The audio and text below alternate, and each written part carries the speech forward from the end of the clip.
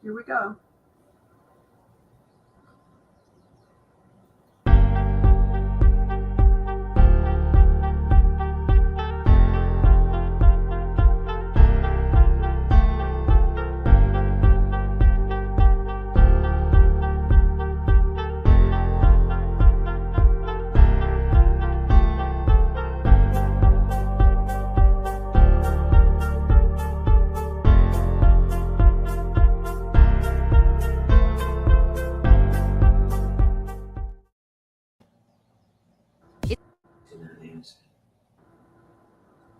It's time for Straight Talk Live with renowned radio pioneer Edna Howell Parrish, the television show and podcast dedicated to presenting thought-provoking issues and opinions with the goal of challenging listeners to re-examine their assumptions and expand their opinions and give thought to new ideas and concepts to better their lives and the lives of others. This is your opportunity to participate in making the world better.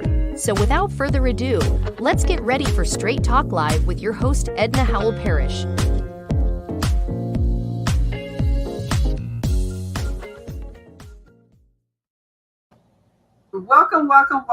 Welcome everyone to our show today. This is Straight Talk Live, Issues and Opinions with Edna Howell Parrish. And we have a great show lined up for you today. And hopefully if you're listening, check in our chat and let us know that you're hearing us and that you're seeing us. We'd like to know, even if you're on Facebook or if you're on YouTube. YouTube is Edna. You ready? Issues and Opinions with Edna and Friends. That's on YouTube. And then Facebook is on my Facebook page, Edna Howell Parrish. So let us know in the chat this afternoon whether you're hearing us or seeing us, and give us a thumbs up and let us know that you're with us. We appreciate that so very much. You know, our guest today is here to talk about a special topic that we're going to be talking about this afternoon. Issues and Opinions with Edna Parrish is so important because the election is coming up in November 2nd, in fact, the election day. We want to talk about this issue of elections and why it's so important and why people are not thinking critically. Why are you thinking with your gut feelings? Why are you thinking with emotions? We realize it is an emotional time of the year, but I think sometimes we think the way we think about elections because it's our nature.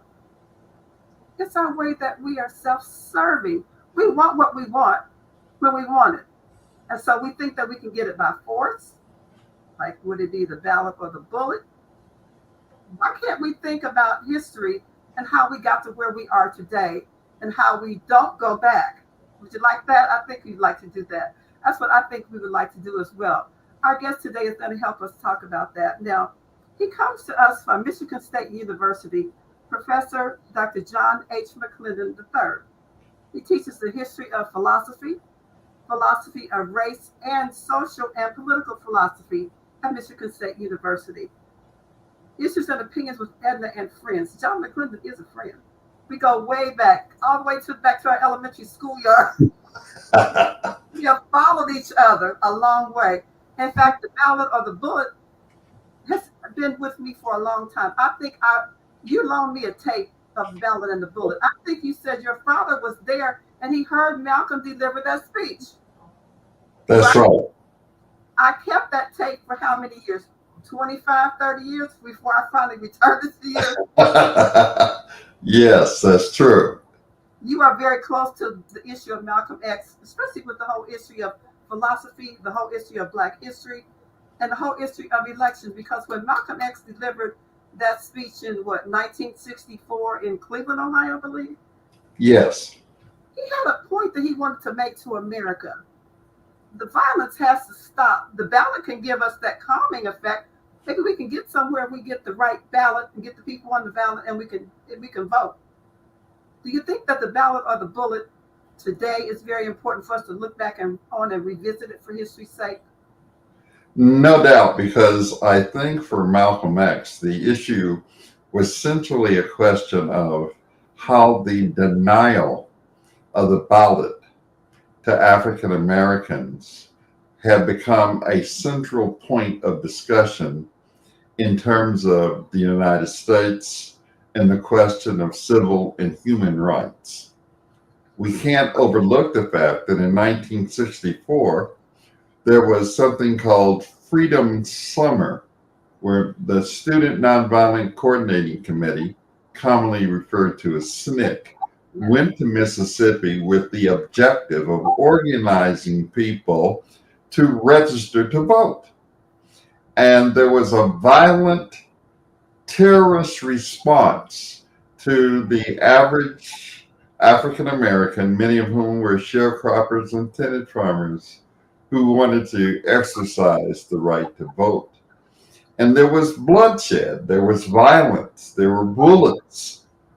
And so Malcolm was making that assessment. If denied the ballot, then there was very little else but the bullet for African Americans in order for them to strive and gain their necessary civil and human rights.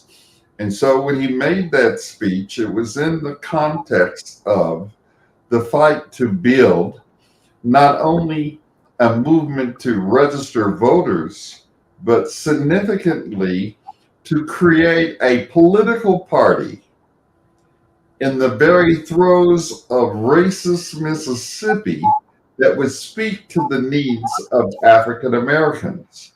And that was called the Mississippi Freedom Democratic Party, which was headed up by Ms. Fannie Lou Hamer, among others.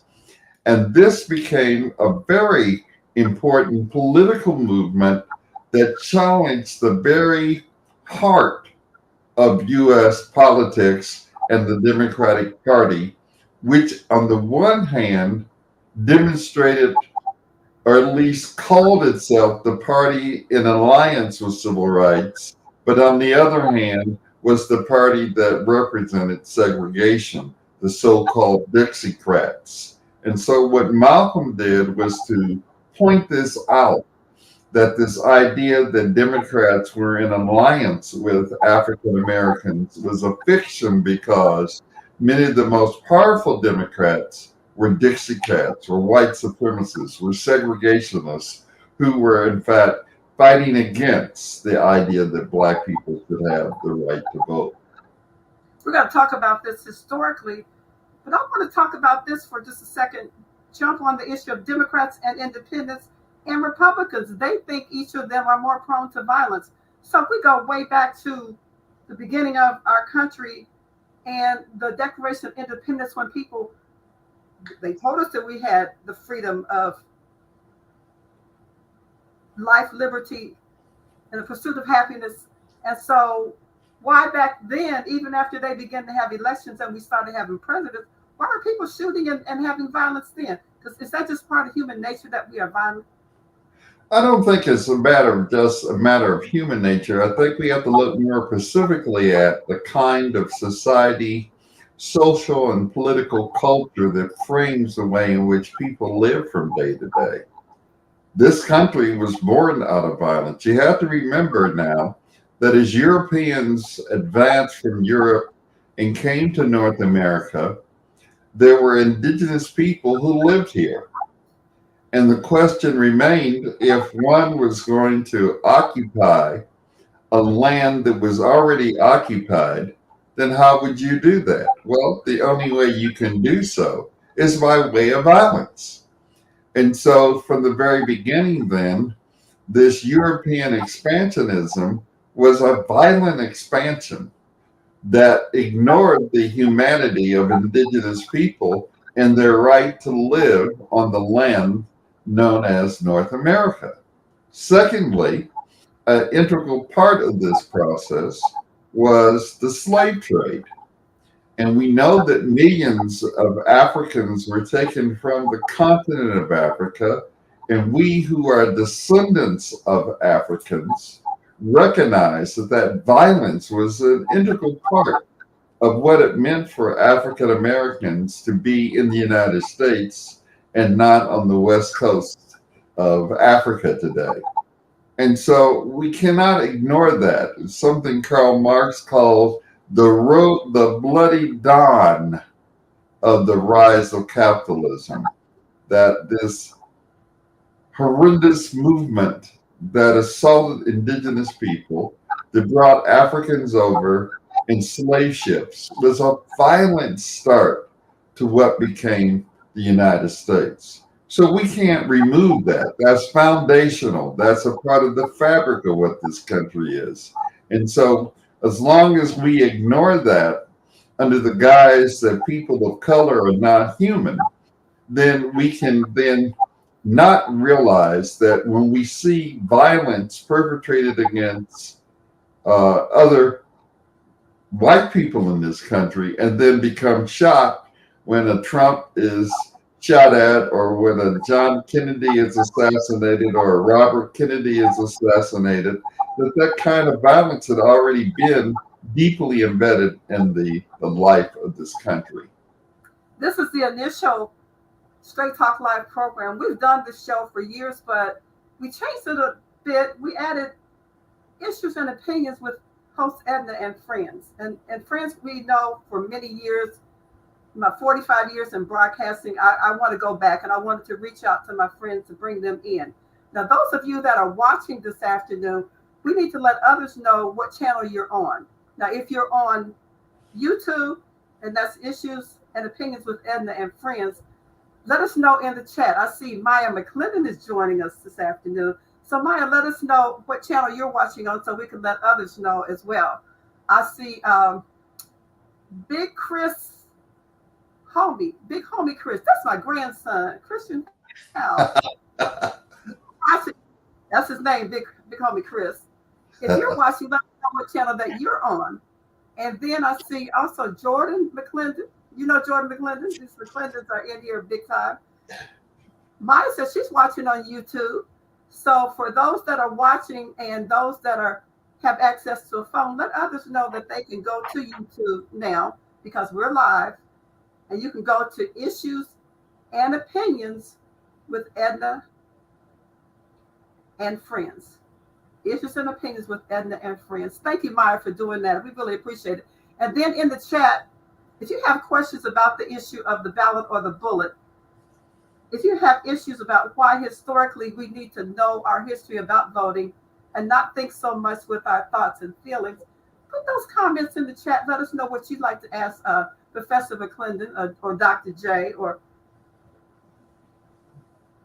me about the show. We're just getting started, and so it's a little difficult to get started, but we're going to do this nonetheless. Sometimes we have to take the rough road to get to our path, get back on the right path. So we had a little rough road today, but we're still nonetheless doing what we have to do to get this show on. Thank you for watching us this afternoon. Hello from Maya and Bobby. John? Hello there. It's so important, and we thank you both for joining us today, Maya and Bobby. And then I see Chris. Hopefully you're still there, Big Chris. Come on, Grandma needs to have you in there for that information. And Joyce, I know you're watching. Hopefully you're on as well. You can watch on YouTube as well. So go to YouTube, log in like you would, watch anybody else on YouTube. But in the browser, in the search, put in Issues and Opinions with Edna and Friends. That's it. Maya says she got it. Took a little while to get in there, but she got it. And we got back on the air today. So it is so important that you do that. Thank you all so much for joining us. The election is coming up in November. Okay, so people are thinking not critically, they're thinking emotionally. The Democrats and independents and Republicans are saying, well, Democrats are more prone to violence. And then they're saying, no, look what Donald Trump did last January 6th back in, what was it, 20, the year 20? They took over the Capitol. That was violent, right? Mm-hmm. Americans are worried about their democracy and their right to vote. Will we lose that? It took so hard for a long time for us to get the right to vote, John. So can we lose it that quick if Donald Trump gets in? Well, the thing is, the question that is presupposed is that it's here, that this is, in fact, a democracy. Are we? So, and that's what that presumption is false. So let's look at what that means when we think in terms of electoral politics in particular, because the idea behind it is that if you have the right to vote, then everyone who has that right is equal under the law. We call this juridical equality, being equal under the law. However, when we make an assessment that goes beyond the formal notion of being equal under the law and look at how the law operates with respect to the actual material conditions of people, then it becomes very clear. Let's take, for example, the fact that running a presidential campaign involves millions of dollars.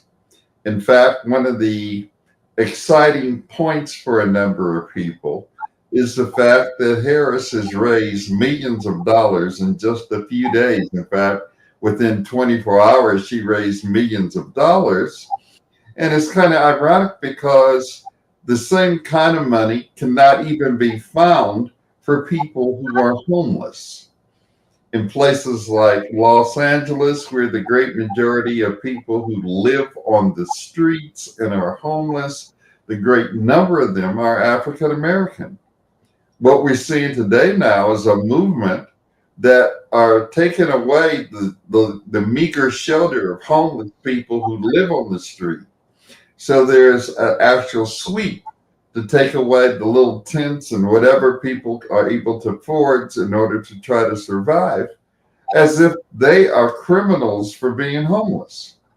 So why can't there be millions of dollars raised for the homeless, but millions of dollars are raised for presidential campaigns? Well, there's white women for Kamala Harris. There's black women. There's black men. There's Hispanics. All these different people and groups are coming out for Kamala Harris, like you said, and raising that money. And you're right about why can't we do it? Or we can do it. But what is it that we lack? Leadership? What does it take somebody to have to get emotional over an election to be able to raise money to get what we need? Well, I think the larger question is, and here's what we have to think about the systemic character of it. The system itself, the capitalist system, is about making profits. Political campaigns is about who is going to control the government, who's going to control the state, and then execute policies that serve in the interests of the most powerful. So when we think about that, then the interests of those who are powerless, despite maybe having the right to vote, but remain powerless because they have no wealth, then for those, the question of money, resources, day-to-day survival is always going to be precarious because capitalism is about making profits, not serving the interests of the great mass of working people, regardless to their racial and national identity. And so when we think about this, then the idea of raising millions of dollars for a political campaign is a part of the status quo of how the system operates. It's not designed for poor people to be a part of the political apparatus. It's designed from the very beginning, when the Constitutional Convention met, it was designed to preserve the interests of the most powerful and the most wealthy.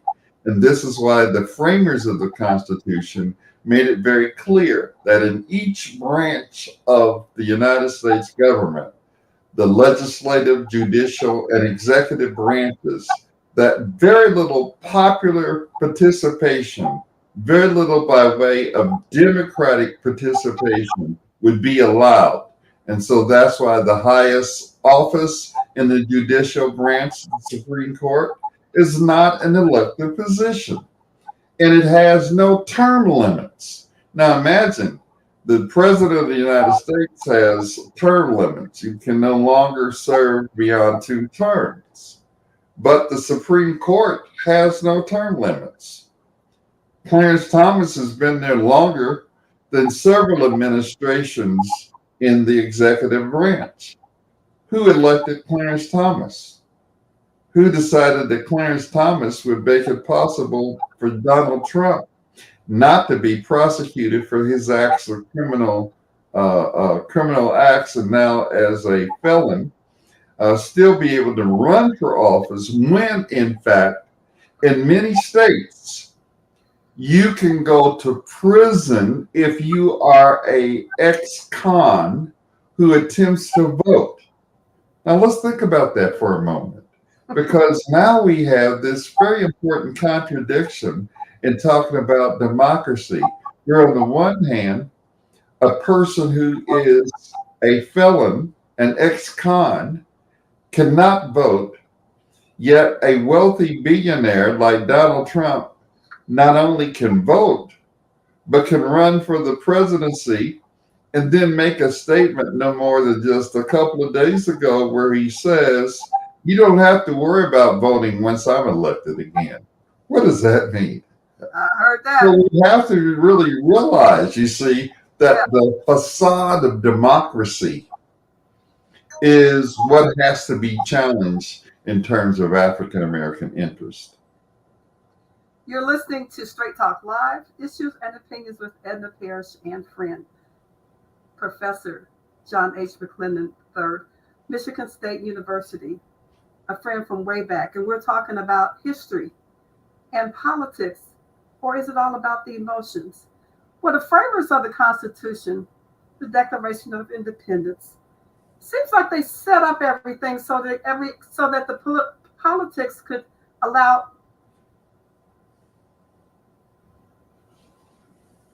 that electoral college, if need be, to pick who is going to be the president. Yes, I mean, see, several things were put in place, and one of those was, of course, the Electoral College. So when we look at this, the Supreme Court is non-elected. The Senate, when it was initially established, the Senate was not a matter of direct electoral politics and participation on the part of the citizens of the United States. It took an amendment to the Constitution, and that wasn't until the 20th century that there would be direct elections for the Senate. The Senate was elected by various state legislatures who then determined who would be the two representatives from each state. Only the House of Representatives would be then directly elected. The presidency and the Electoral College becomes important because it then determines that who becomes president would not be in a decisive way determined by the popular vote. That's something that people like Alexander Hamilton and other Federalists wanted to have in place because they had deep concerns about popular political representation among the poor. Now, mind you, African Americans have been denied the ballot because the great majority were slaves. So it wasn't about denying African Americans the vote. It was denying the white working class the right to vote, and that only property wealthy people would have that possibility. And the course of U.S. history is that white poor people fought for what they thought would be a democratic society. I was going to say wealthy white men got the vote. That's right. That's right. And that was property qualifications became a very important part of who could vote and who could not vote. And so if you didn't own a certain amount of property, you didn't have a certain amount of wealth, and if you weren't male, you couldn't vote. And so the great majority of people in this country were excluded from the voting process, and then the voting process was restricted to certain parts of the government and not all parts of the government. So you can see then why I say the idea of democracy all along was a fiction. I want to say this to people that are listening and those that will view this after it runs in today's program will run live. It'll run back later on. You can listen to it again. But there's people that are saying, well, I'm not going to vote. I'm going to sit this out because I don't like Donald Trump and I don't like Kamala Harris. Either one of them, I'm not going to vote. Well, do you see what they're wasting? Let's talk about history and how we even got to the point where African Americans or people of color could vote. Because first it was the rich white men that could vote first, not even white women, but men. Talk about that, John. How far back does that go? Yeah, well, it goes back when we look at the very beginning of the United States after the Constitutional Convention, as I mentioned, only a few people were allowed to vote, and then they can only vote on a few aspects of what would be then the government and the administration and rule of government. So we have one, a restricted body of people who have that right, and then you have a restricted region in which that would be a right that could be exercised. So you couldn't vote for the Supreme Court, you couldn't vote for the Senate, and the presidency would ultimately be determined by the Electoral College. Now, when the 13th Amendment was passed and abolished slavery, what followed that was a 14th Amendment, which established the citizenship of African Americans. There was a dilemma that right after the Emancipation Proclamation, there still remained the border states that had slavery. So the question became, there had to be an amendment to end slavery. So the false notion that Abraham Lincoln freed the slaves is something that we have to address, because Abraham Lincoln did not free slaves that were in the border states who did not join the Confederacy, but then, on the other hand, supported the Union. And that agreement, that compromise, was that the border states like Kentucky and Missouri could maintain slavery. So that necessitated a 13th Amendment. But then you can not be a slave, but that doesn't make an affirmative statement as to what one's political and legal position was. And so in some instances, former slaves were then taken back and forced to do labor, even though there had been a 13th Amendment. And the idea of citizenship then created something called due process and protection under the law. And so now citizenship affirmed the position of African Americans. And then the 15th Amendment granted the right to vote to African American males. Now, what happened as a result of that is that for a decade, from 1865 to 1875, there's something called Reconstruction, where Black people are now involved in electoral politics and holding offices at every level, federal, state, and local government. And that was seen as one of the most progressive periods in United States history, because not only did slavery end, but now you have Black males at least who are engaged in political activity and offices. But the overturn of Reconstruction made it very clear that the ballot was not strong enough to overcome the systemic character of a society that had determined that the masses of people would not have political power, because Black elected officials were able to sustain that position for a decade only because the Republican Party found being allies of Black people as a way of regaining their power over the former Confederacy. So it was a matter of convenience to have Black people voting, because Black people in mass who could vote voted for Republicans who represented the industrial capitalists. And once 1876 election arose, there was the problem of Rutherford B. Hayes losing the election to Samuel Tilden. And that election was determined on the basis of 3 southern states, former Confederate states, having the electoral vote that would put Hayes into office, with a compromise of ending Reconstruction and the military occupation of certain segments of the South to protect Black people and their rights. So, in effect, despite the vote, the ballot took over and terrorism became a way of life in terms of white supremacy in the South. Even then, as we go through the years, what presidents were shot? What violence took place? African Americans still couldn't vote, so it wasn't our fault. Well, let's think about John Wilkes Booth and Abraham Lincoln. Let's think about what happened uh, over the course of the years, right up until the time when we, as young high school students, got notice that John Kennedy had been assassinated in November of 1963.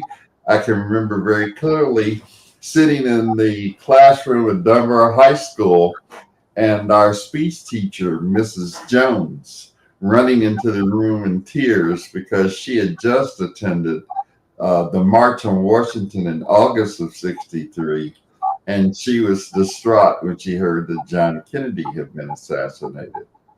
Well, a number of Black people thought that John Kennedy was a friend of Black people, contrary to his real record, where he was not a very strong advocate for civil rights. He was a good political opportunist who understood that calling Coretta Scott King when Martin Luther King was in jail would galvanize Black votes, which it did. And it gave him the popular vote, and the Black vote was the margin of difference between John Kennedy becoming president of the United States. So he was playing the political game. But John and Robert Kennedy both were not very strong on supporting civil rights legislation. And so, as it were, Lyndon Johnson, who became president as a result of the assassination of John Kennedy, which, by the way, happened in Texas, and Johnson was a senator from Texas, he becomes president of the United States, and he takes more efforts at civil rights than John Kennedy.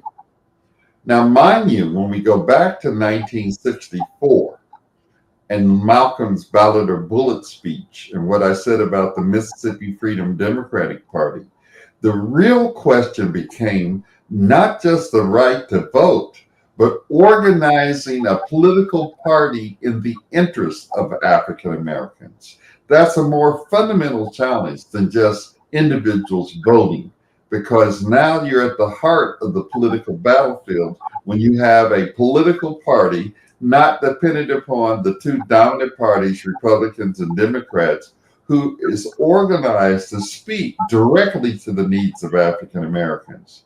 Lyndon Johnson saw that as a threat to the Democratic Party, and he moved immediately to wipe out this challenge that Miss Fannie Lou Hamer and others made, and they offered a compromise to the Mississippi Freedom Democratic Party by allowing them to have two representatives at the Democratic National Convention with no voting rights. Now, mind you, they were there, but they couldn't participate. And that's when Malcolm talks about sitting at the table and pretending as if you're a diner while you sit at an empty plate. That's what was offered to the Mississippi Freedom Democratic Party. So understand that when the Voting Rights Act is passed in 1965, they had effectively subverted the movement of the Mississippi Freedom Democratic Party, which represented the great mass of working Black people, sharecroppers, tenant farmers who lived in the very core of the most racist state in the United States, Mississippi, where people have been killed on a regular basis, that terror was a way of life. So Lyndon Johnson was not concerned with stopping that as he was in the Democratic Party winning the election. And he did. He won the election in 64. Later, he decided in 68 not to run because of the Vietnam War. We're going to ask some questions of you when we come back from our break. We want to talk about going back to the rich white men getting their right. When did white women get the right to vote? when did black men get the right to vote, and when did black women get the right to vote? So it didn't happen all at once for African Americans. So stop and think about how emotional you can get and say, well, I'm going to sit this one out. No, you can't sit it out. You got to vote. And you got to think about who you're going to vote for. And you got to think about it not so much from an emotional point, because I don't like the vice president, Kamala Harris. I don't like her. You say, well, I don't like her. I don't know her. You want to get to know her, and you want to watch the speeches. I understand she was in Cincinnati this afternoon and got a rousing amount of support from them. But people aren't checking in with their money. They're not checking in with their mouths so much, but many people are. And even on Facebook, we see a lot of, not saying that you got to vote for African Americans only, but then you think about who you're going to vote for when you vote for former President Donald Trump and his running partner, J.D. Vance. We're going to take a break. We're going to take about 3 minutes in a break. And what you're going to see is a little bit of self-promotion, I call it, for me. Last year, I was inducted into the Dayton Broadcasters Hall of Fame, which is very nice. A lot of people knew it, some people didn't. So we want to let you see a little bit of this so you'll know who I am, what I'm coming from after 45 years in broadcasting. And I never left the microphone. I always wanted to find a way to get back on the air. And so I had someone working with me producing my show before. Didn't quite work out. So I had to get a program and learn how to do it myself. And so, like I said earlier, I'm flying solo. I'm being like the Wright brothers, trying to learn how to fly solo and do this. So we had little nips, little hiccups here, little hiccups there. We're on the air now. So we're going to run a little bit longer than what we thought we would be running. But we'll be back with our guest, Dr. John H. McClendon III from Michigan State University. He's my friend, and now he's yours. We'll be back after this.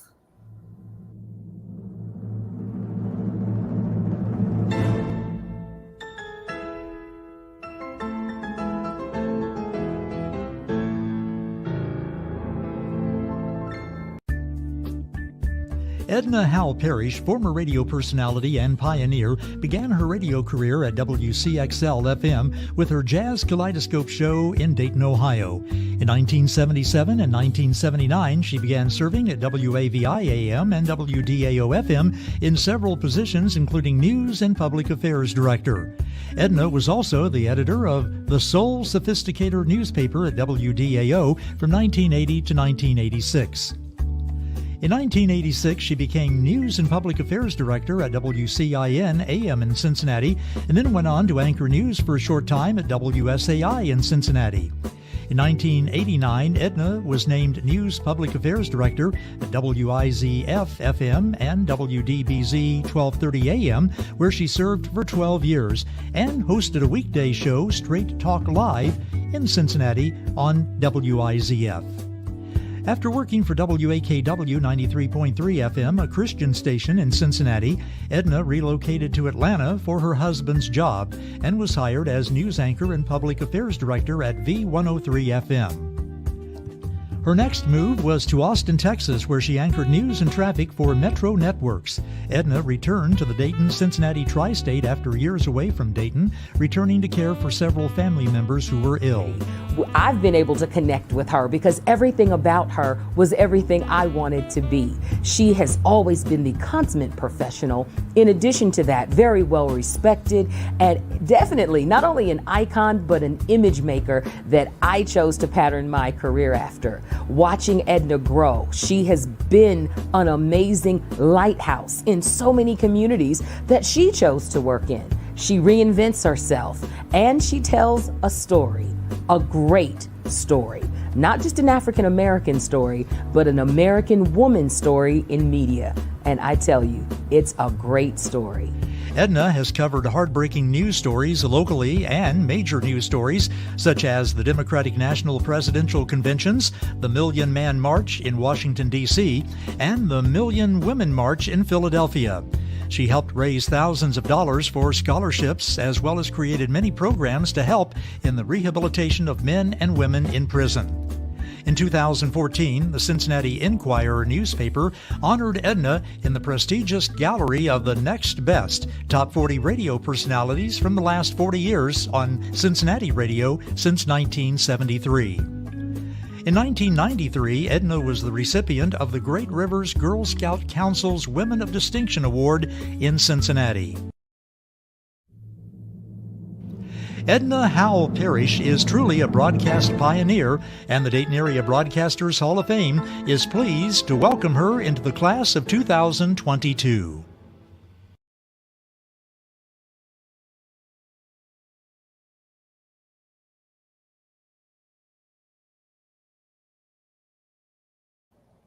And you're back. Edna Howell Parrish, Issues and Opinions with Edna and my friend, Dr. John H. McClendon III. Well, John, so you learned a little bit more about me. A lot of people did too. But we thought that just give people a chance to know, well, why is she doing this? Why did she put herself through all this today? Because I had to. And I have to keep going. We're going to come back every week. We're going to do better on our timing. But when you're doing it all by yourself, it takes a lot more people than just you. And different ones are helping me with putting information and messages on Facebook. Apparently we're on there, but they're not getting the video.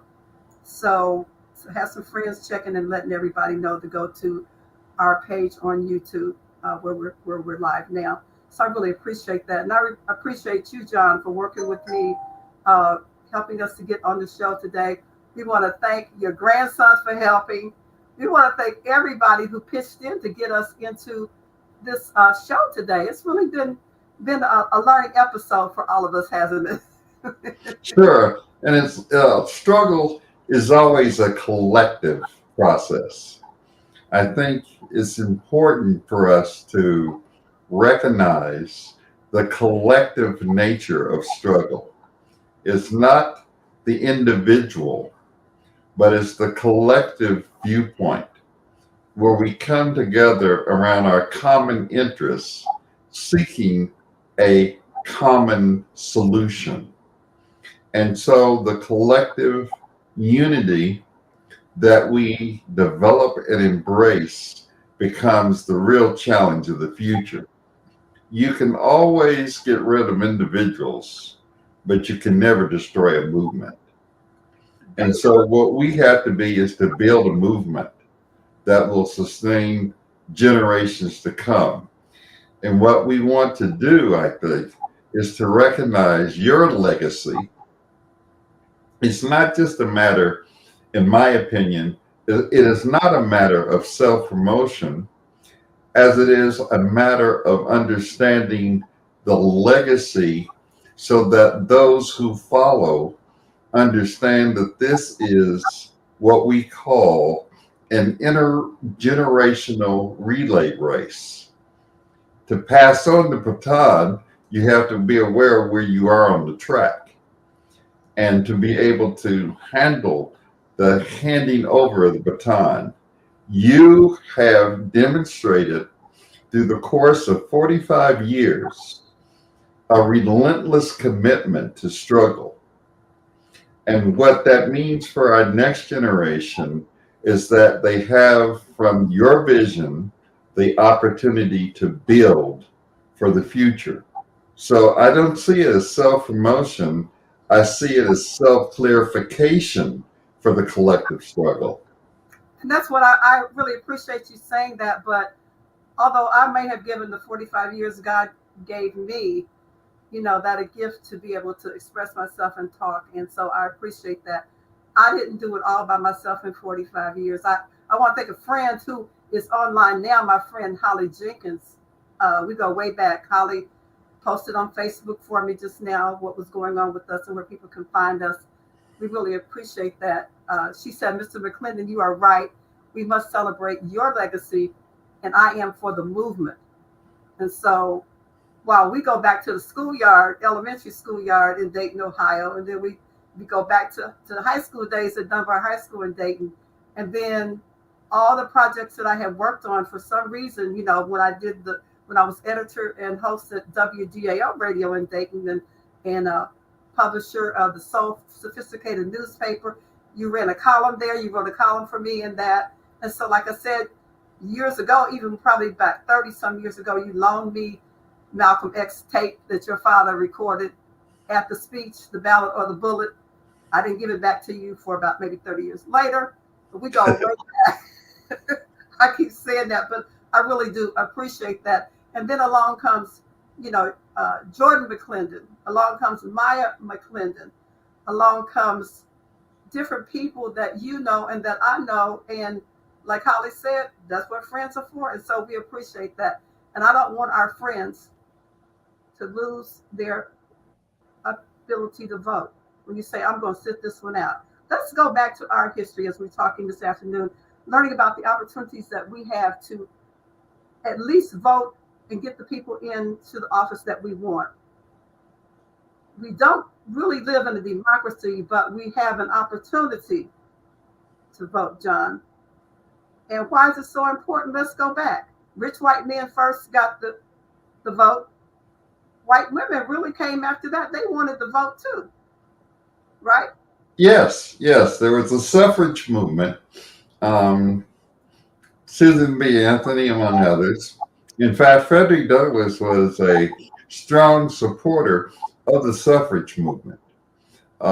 He was, in fact, involved in several of the conventions that were held in terms of women gaining the right to vote. So he was a vocal and steadfast ally for women gaining the vote.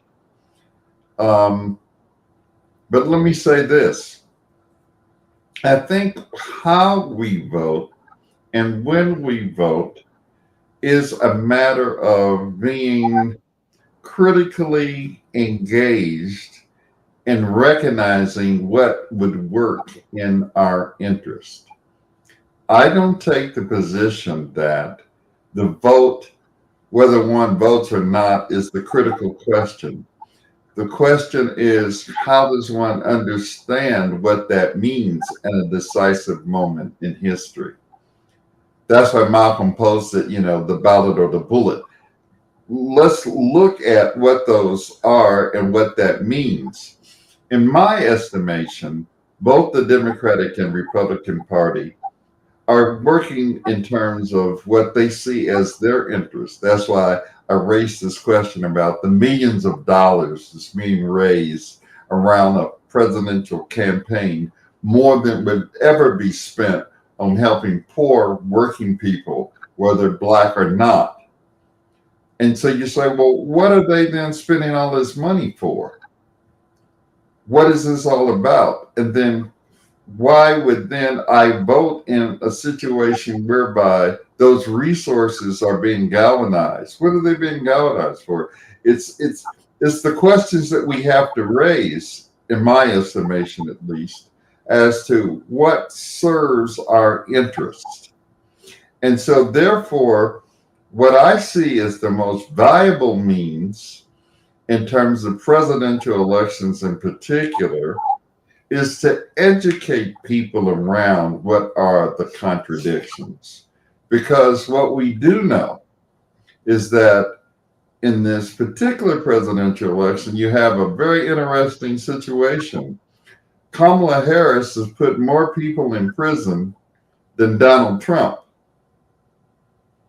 And he's a fascist. Make no mistake about it. He's a fascist and a racist. But Kamala Harris has put more people in prison than Donald Trump. Kamala Harris. So that means that we should not vote for her, or that there is not some redeeming qualities in her that she could serve as president? Well, that's why we look at it systematically. I mean, let's take the last time they had a Black president, Barack Obama. And what did he do? He made it very clear he did not have a Black agenda. He wanted Black people to vote for him. He wanted Black people to support him. But once he became president, he didn't have a Black agenda. So when we look at Kamala Harris, we have to look at her like any other politician. What did she do when she had an elective office? And we see that she was repressive. She, in fact, put forth the idea that Black parents struggling working class Black parents should be put in jail for children who were involved in skipping school. How repressive. That sounds like something Donald Trump would say. But why did she do that? Kids were missing school, but why? I understand it was because they didn't have clothes to wear. She had washers and dryers put in the schools. So was that some redeeming quality? Well, yeah, but think about this. If you're the average Black parent, and let's say you are a single mother who have children to take care of, and one of your kids decides not to go to school, how does that resolve the problem of truancy by then incarcerating the mother, who then can no longer take care of any of her children? In other words, instead of blaming the victim, and this is a right-wing viewpoint, in my opinion, you don't blame the victim, you understand the systemic character of that situation. And so Kamala Harris didn't look at it that way. She took it as many of the so-called bootstrap people talk about. Well, you pull yourself up by your bootstraps. Yeah, but if you don't have any shoes, you can't pull yourself up. If you're in a situation where you need support, you don't repress parents who are faced with the dilemma of trying to raise families in the conditions of oppression and poverty. You give them more support. And so what I see from her vantage point was that she was thinking first as a prosecutor who wanted to put people in jail rather than a person who wanted to protect the rights of people who are struggling every day to provide for their families. And this has been the battleground, right, in terms of politics as to how do you look at this. So this goes back to a group of Democrats, going all the way back to Bill Clinton, who initiated the program that says you cannot receive food support, what we call food stamps back in the day, and other social services if you did not work. Remember that? I remember The work program, that was initiated not by the Republicans, but by the Democrats. And so that was a repressive measure, as if people did not work because they didn't take the initiative. And we know that unemployment in this country is a consistent part of capitalism. So when we look at how the capitalist system works, people don't want to be poor. They don't desire to be unemployed. And what they get on welfare is surely not enough that would be a motivation where someone would say, I want to live on welfare all my life. It becomes the very last thread that gives people the opportunities to survive. That's all. So we understand that. So alternative, don't vote for her because of what history told us about her repressive ideas back when she was in the California system as Attorney General and worked as a prosecutor. So we cross her off. So she's not, we don't work with her or to go for Donald Trump because after all. No, see, my argument is that it's not either or. What we have to develop, this is why I mentioned Ms. Hamer and the Mississippi Freedom Democratic Party. Yes. The Mississippi Freedom Democratic Party didn't say, we either go with Lyndon Johnson or we go with the Republican Party. They said, let's form our own party and then forge a struggle around our own interests, to speak to our interests. We have to understand that the trick of the system itself is to get you to think that these are the only options and that you have a viable option with a Kamala Harris because she's a Black woman. When you look at her record is a record of any typical prosecutor that you will find. She put people in prison. In fact, there is one young man who does an excellent job, who lived in the Bay Area, and how her office put him in prison. He won a suit against them, in fact. Right. And he got, I think, some $7 million, where he was, and she relentlessly went against him, and not just, that was an isolated case. So what are we talking about when we talk about Donald Trump as a fascist? What do fascists do? Well, one thing they do is to repress people, throw people in jail, and don't give them their due process. So how do we then say, well, Kamala is going to give you something different than Trump when we look at her record?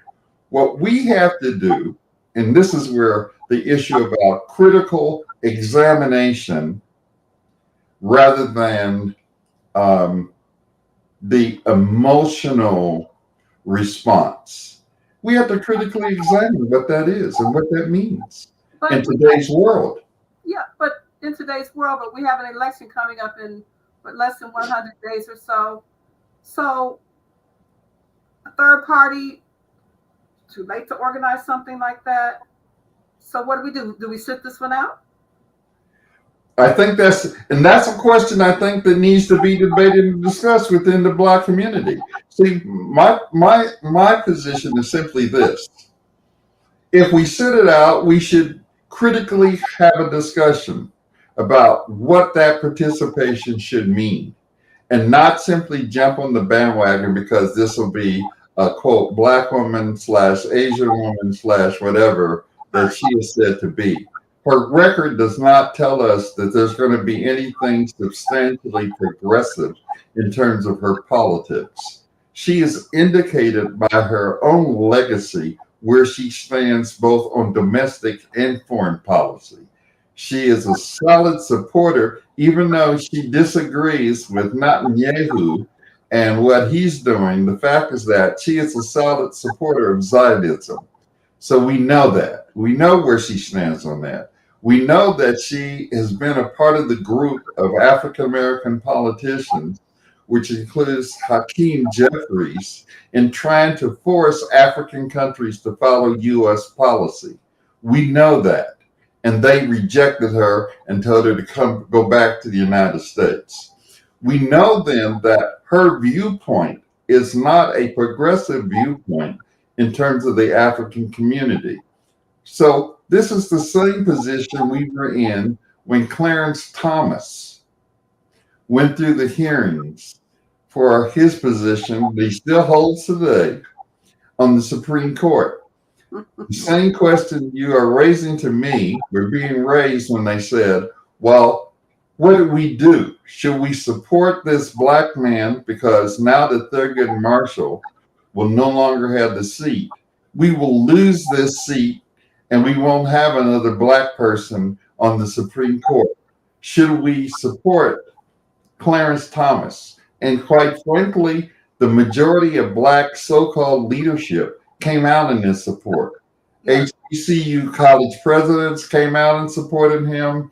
The civil rights leaders of the day came out and supported him. Fraternities and sororities. Can't you see that? See that how closely in line that is with Kamala Harris? I see how. And look what Clarence Thomas has done.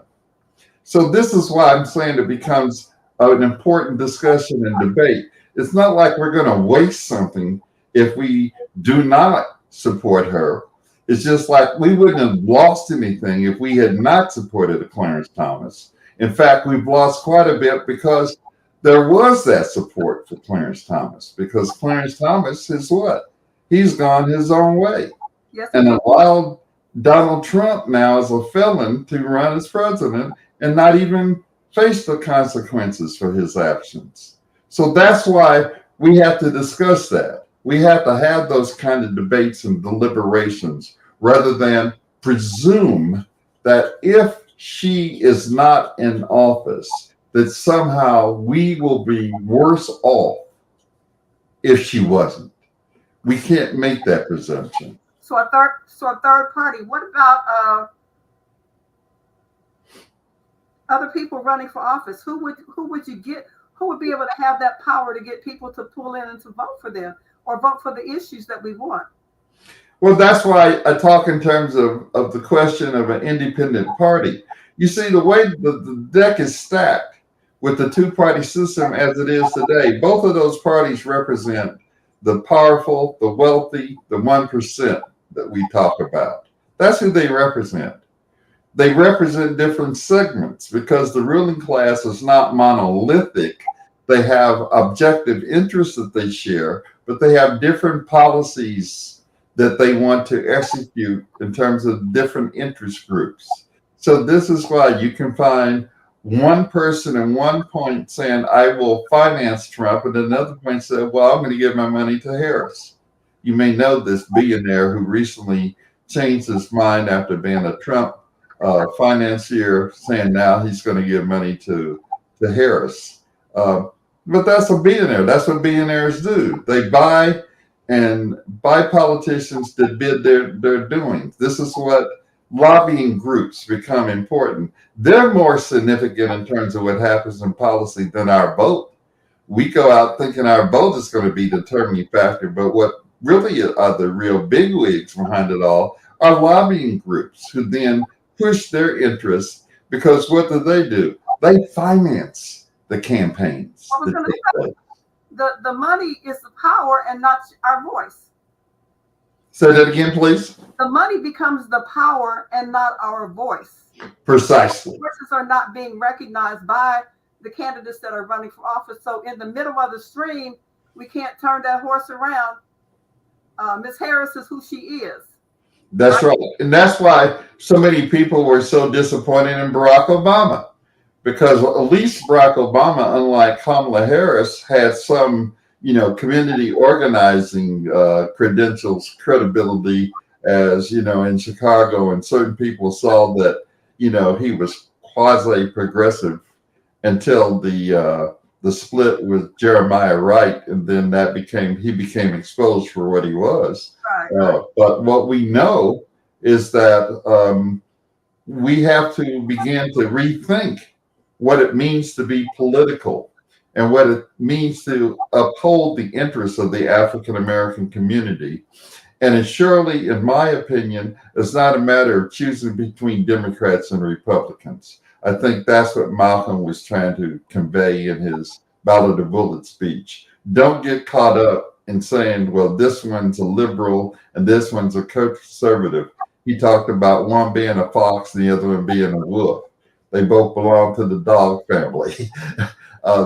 We have to understand that. And so what we have to do is begin to build from the bottom up rather than the top down. What we have to understand is that our long-term interests are fundamentally based upon recruiting, developing, having an assessment of our needs and interests, making that very clear, and then supporting political action by various means, not just at presidential elections, because I really think many instances the struggles are at the local and state level, where in fact we can have control over certain institutions through an organized effort, which then you build ground up, because the larger question is a class question, right?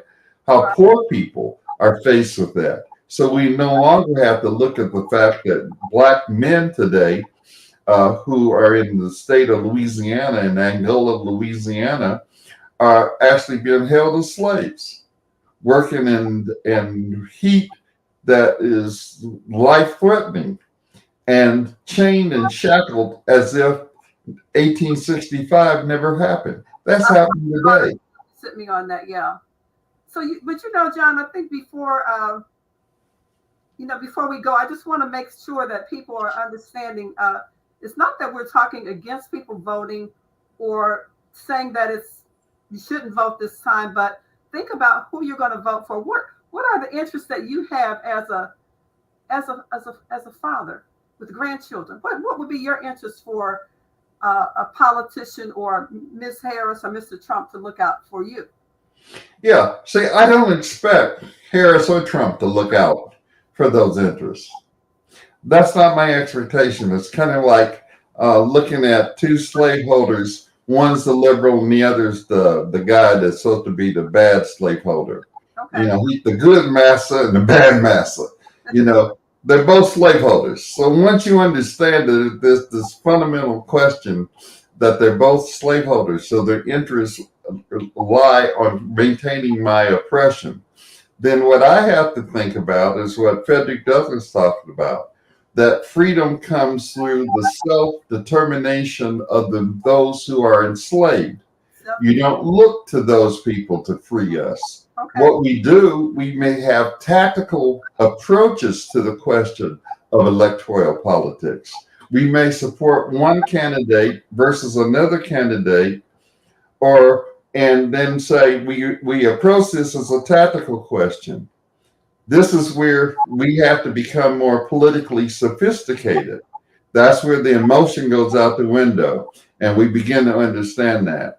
And if those politicians have something in mind which is not in our interest, we don't support that. It's quite clear, for example, if we look at the question of what it means to think in terms of, let's take the recent Black Lives Matter movement and talking about state terrorism and the police. And we look at Kamala Harris's record as a prosecutor when we know she's not on that board.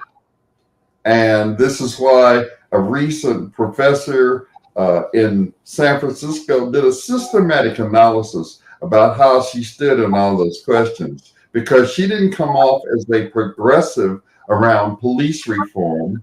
She came off as a prosecutor who was looking upon poor Black people as criminals, the same way that Biden looked upon them when he passed the crime bill to put thousands of people into prison. But they were Democrats. So now we have to say, okay, so how do we look at this? Now we got to say, look, you're not going to have Black people merely jumping on your board unless we see such and such in your program, in your platform. You have to challenge them the same way other groups who exercise their political interests. So if your interest is in crime, policing, taking away the guns, Kamala's not in our interest in that, because you know where she would be, right? Yeah. Okay. Yeah. See, my interest would be telling her, look, we have a major problem of Black people being assaulted by the police. Right. What's your position on this question? How do you look upon your presidency in regard to what's happening? So here they're going to be in Chicago in just a few days, meeting a few miles from where this woman was blatantly shot and killed, blown away, shot in the face. What is your position with respect to that? She has never spoken out on these issues. All right. She's never spoken on those. What if my issues were about, just say, reproductive rights, abortion, having the right to control my own body? Now, there are people that believe that's a big one for them.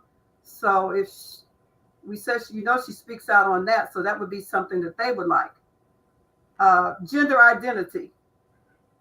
Yeah, you see, when you look at those questions, and again, there's a lot of progressive stuff around that, right? Because we know that the Supreme Court overturning the Roe versus Wade was a reactionary turn, and that they have stacked the Supreme Court. Again, that's systemic, right? What we were talking about before. People don't vote for the Supreme Court. That's a part of the way the system operates. Now, she has come out in terms of women's rights, reproductive rights. That's a progressive stance. For some, at least, and some people in the African American community, they have a more fundamentalist viewpoint in terms of religion, so they don't see that as progressive. I personally see it as a progressive position. But she also knows that appeals to a wider audience than just Black women, because there are a number of white women and working class women who see that as a draconian measure on the part of the Supreme Court ruling. Right. And so therefore she can win a lot of votes there. So that is where she's looking at that.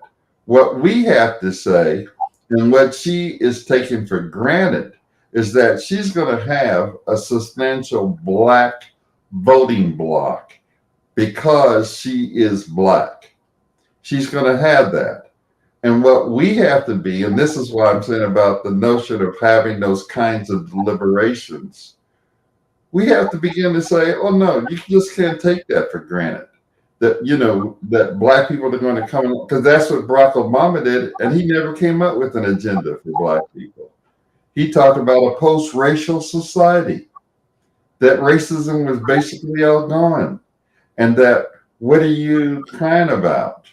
And told all the civil rights leaders that basically just hold your horses. I'm doing what I got to do because I'm not the president of black people. I'm the president of this whole country, as if black people were not in this country.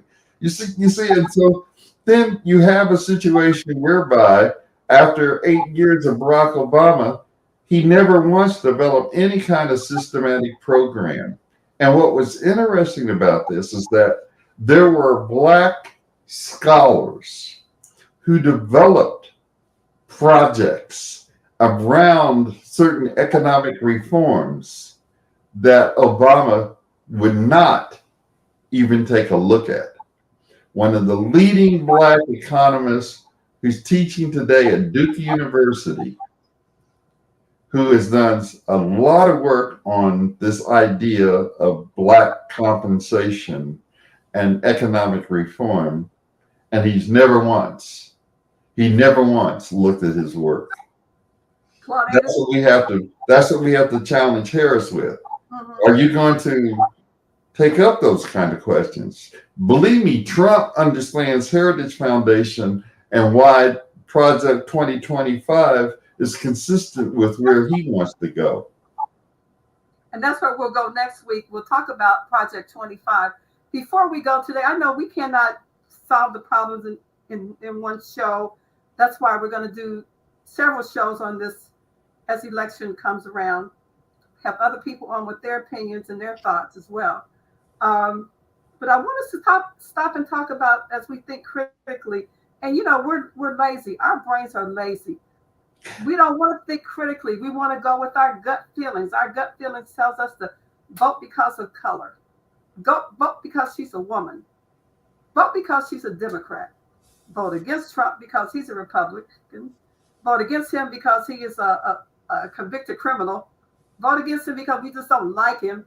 We don't like J.D. Vance either. So we're going to be continuing to break this down and stop being lazy. Stop learning how to just not do the work. We have to do the work. And I appreciate you telling us that and to helping us get to this point that we have to get to, John. I really do.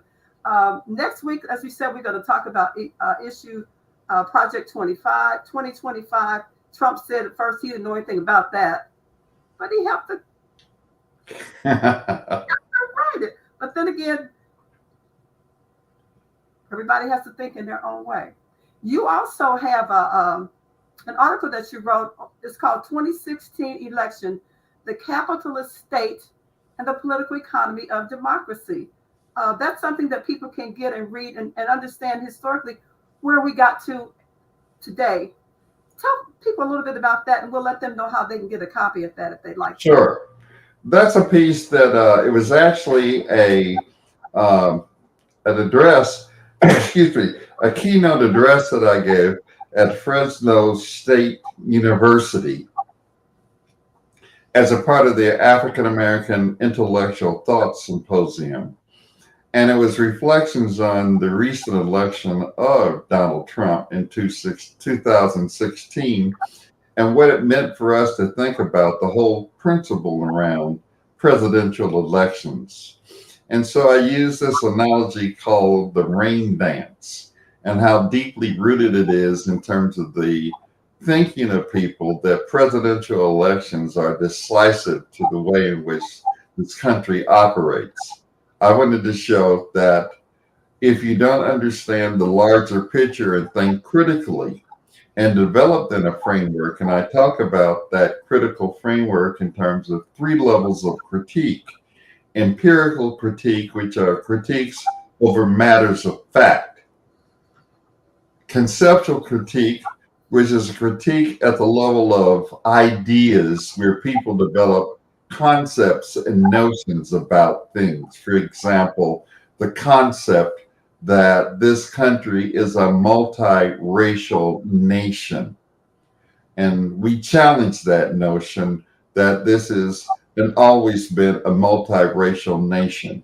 We argue that this is a multinational state, and it's never been one nation. So when we look at indigenous people in themselves not only are a nation, but are made up of several nations. So then how can you call the United States one nation and then understand that conceptually?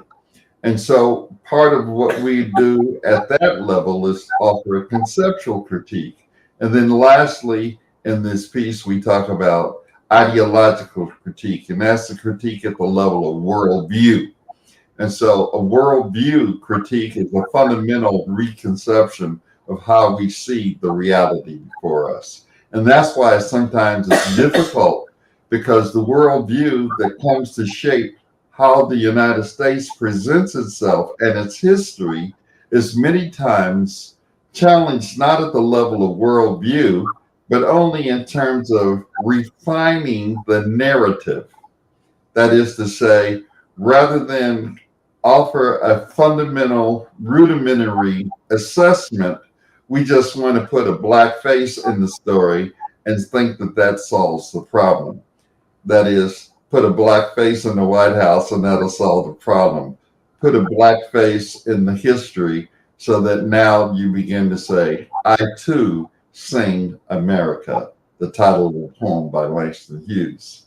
When in fact, I go with Malcolm. We're not Americans, we're victims of Americanism. And so what we have to understand then is these fundamental differences come into play as we look at our interests. So this piece is available. Anyone who has an interest or wants to get a copy of that, if you contact me at my email address, dr.j@att.net,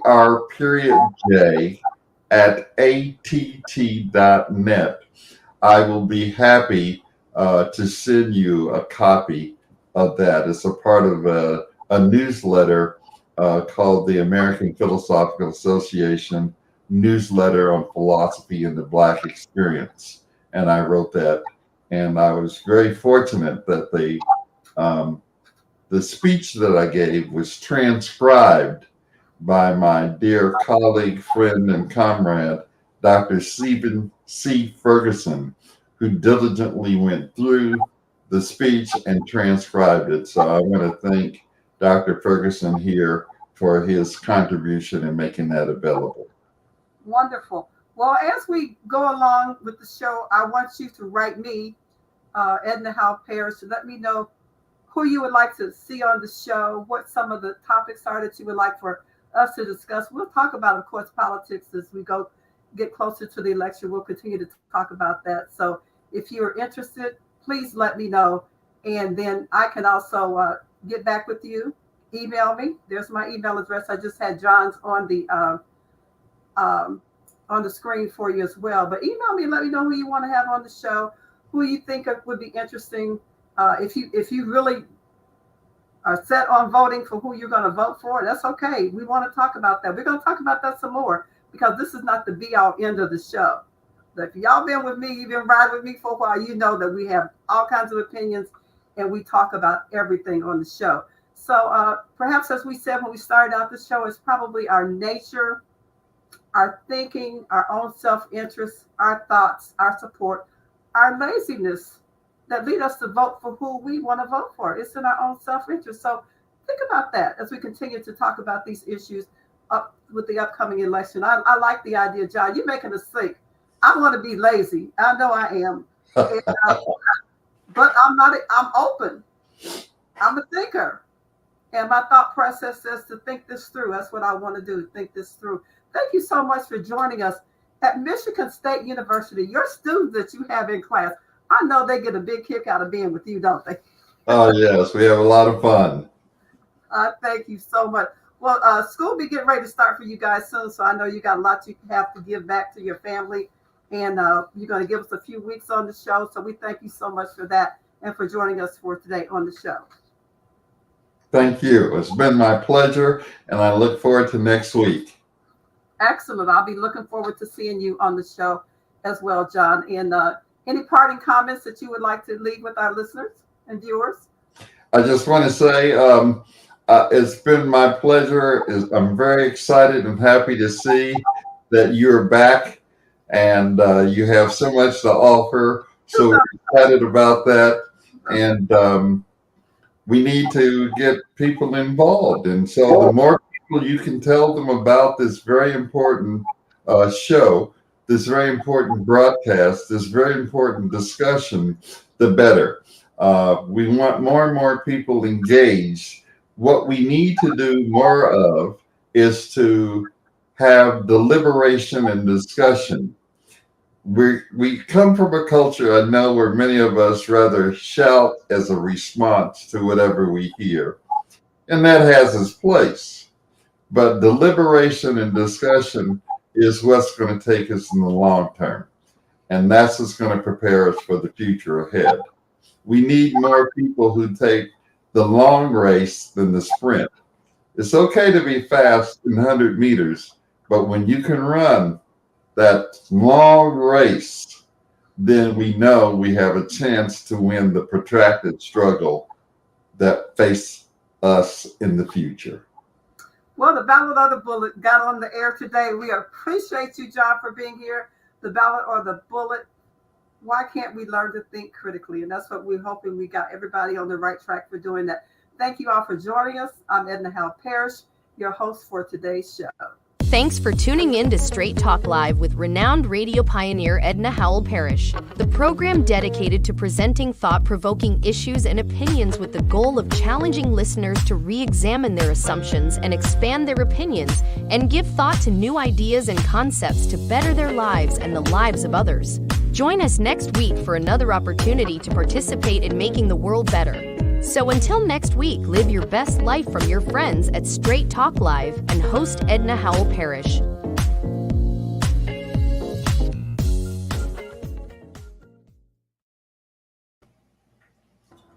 Hey, it turned out well. Can she hear you? Can she hear you?